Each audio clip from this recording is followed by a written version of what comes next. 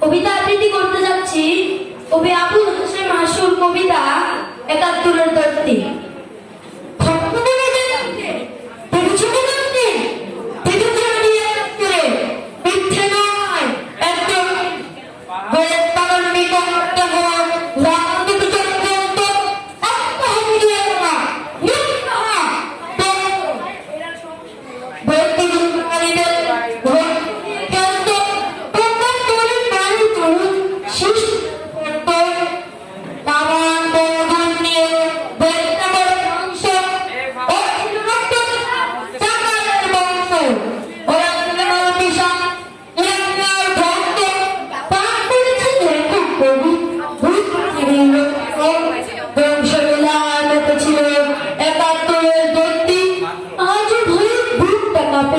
যা বলছি তা সত্যি।